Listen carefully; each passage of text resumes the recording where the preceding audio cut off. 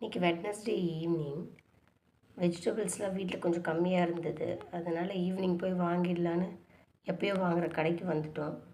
பசங்களை ஸ்கூல்லேருந்து எடுத்துகிட்டு வந்து வீட்டில் விட்டுட்டு அதுக்கப்புறம் அவங்களுக்கு ஸ்நாக்ஸ்லாம் செஞ்சு கொடுத்துட்டு தான் கிளம்பணும். யூஸ்வலாக வாங்குகிற கடை இது தான். இங்கே நிறைய வெஜிடபிள்ஸ், நிறைய டைப்ஸ் ஆஃப் ஃப்ரூட்ஸ்லாம் இங்கே இருக்கும். நம்ம தேவையானதை வாங்கிக்கலாம். எவ்ரி சண்டேவும் வெட்னஸ்டேவும் வந்து வாங்குவோம்.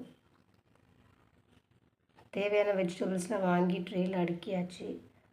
தக்காளி வெங்காயம் கம்மியாக இருந்தது, ஸோ அதையும் வாங்கிக்கிட்டு எடுத்துகிட்டு வந்தாச்சு வீட்டுக்கு.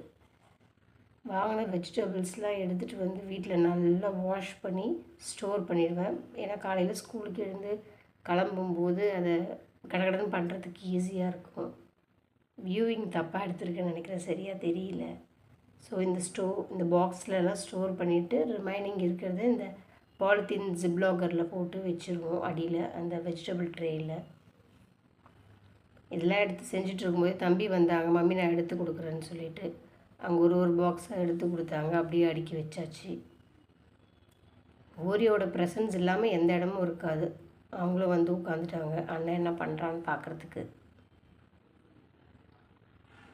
அப்படியே இதெல்லாம் எடுத்து வச்சுட்டு டின்னர் செஞ்சு சாப்பிட்டுட்டு படுத்தாச்சு. இப்படி தான் அன்றைக்கி ஈவினிங் போச்சு. ஃப்ரூட்ஸையும் வாஷ் பண்ணி எப்பயும் வைக்கிற இடத்துல வச்சாச்சு.